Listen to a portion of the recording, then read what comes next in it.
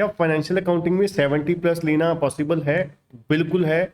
बहुत ही, अगर आप सिंपलीफाइड वे में चलेंगे और सिंपल प्रोसेस को फॉलो करेंगे, बड़े आराम से आपके 70+ मार्क्स स्कोर हो सकते हैं।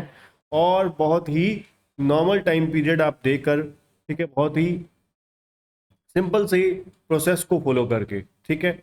अगर आप सीएमए की क्लासेस बाय करना चाहते हैं, बहुत ही नॉमिनल प्राइस पे क्लासेस अवेलेबल हैं, ठीक है, बहुत ही डिस्काउंटेड प्राइस के साथ। और कूपन सब्जेक्ट वाइज अगर आप लेना चाहते हैं, एफए की क्लासेस लेना चाहते हैं, तो 5% आपको फ्लैट डिस्काउंट मिलेगा। डिस्क्रिप्शन में आपको कूपन कोड मिल जाएगा। और अगर आप कंप्लीट ग्रुप बाय करना चाहते हैं, तो 500 का फ्लैट आपको डिस्काउंट मिलने जा रहा है, ठीक है। डिस्क्रिप्शन में आपको उसका भी कूपन कोड मिल जाएगा, ठीक है। तो चलिए, एफए में आपको 70+ स्कोर करने के लिए कौन कौन सी चीज़ों का ध्यान देना है या कौन सी चीज़ें फॉलो करनी है। सबसे पहले नंबर पे, जैसे कि आपको पता है, आपके 30 मार्क्स के एमसीक्यू आने हैं, ठीक है। अब अगर अगर आप इंस्टीट्यूट के दिसंबर 23 से लेकर जून 26 तक के सभी क्वेश्चन पेपर खंगाल दीजिए, सभी के सभी 15, हर पेपर के 15-15 एमसीक्यू देखो, तो आपको पता लग जाएगा सॉल्व करने के बाद, वाकई यार ये तो बड़े मक्खन मलाई एमसीक्यू आ रहे हैं, ठीक है। डिफिकल्टी लेवल 0, बिल्कुल 0। 15 में से हार्डली 2 या 3 क्वेश्चन होंगे जिसको अच्छे से पढ़ने की जरूरत पड़ती है। अदरवाइज बाकी क्वेश्चंस को, 10 क्वेश्चन को, 7-8 क्वेश्चन को तो बिल्कुल पहली पहली बार में क्वेश्चन देखते सारी आंसर सामने आ जाता है, ऑप्शन देखने की जरूरत भी नहीं पड़ती। इतने मजेदार एमसीक्यू आते हैं।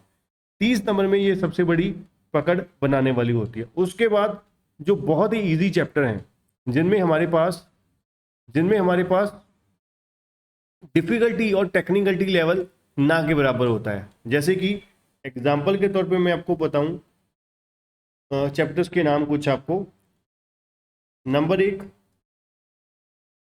Bill of exchange. Number 2, depreciation.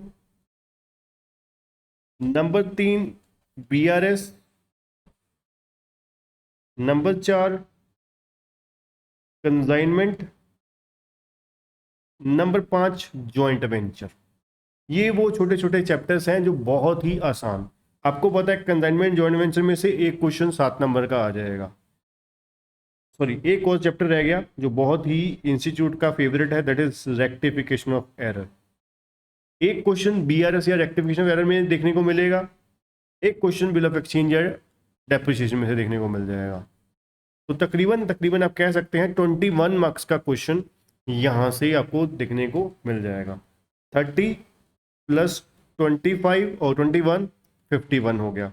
उसके बाद नंबर 3 पे आता है आपका जो बहुत ही इंस्टीट्यूट का, आप कह सकते हैं, आपको एक बहुत अच्छा मौका दिया गया है अकाउंटिंग स्टैंडर्ड के लिए।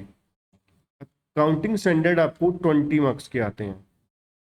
इसमें गिनती के आपके पास AS 1 है, ठीक है, AS आपके पास 10 है, 11 है, 12 है, 16 है और 21 है, ठीक है। तो गिनती के आपको पता है 5-5 नंबर के क्वेश्चन आते हैं, तो 5 में से आपको 4 करने हैं, ठीक है।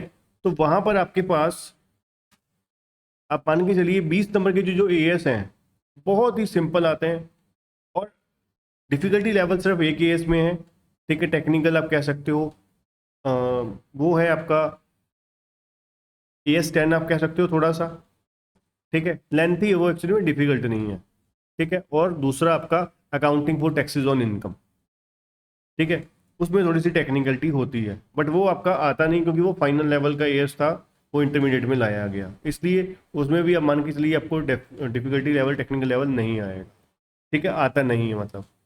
तो कुल मिला के 30 के MCQ, 20 का ये, 50 और 21 का ये, 71 मार्क्स आपके सामने है। यहाँ पर ही मैंने आपको गिना दिए कि जहाँ पर आपको डिफिकल्ट चैप्टर की तरफ जाने की जरूरत ही नहीं पड़ी।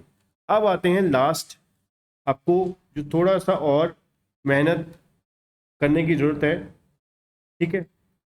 जैसे कि आपको कुछ और चैप्टर का अगर मैं बताऊं तो, फाइनल अकाउंट, ये वाला यूनिट अगर आप और अच्छे से कर लें, फिर तो आप यहीं से ही आपके 70+ यहीं पर ही आ गए।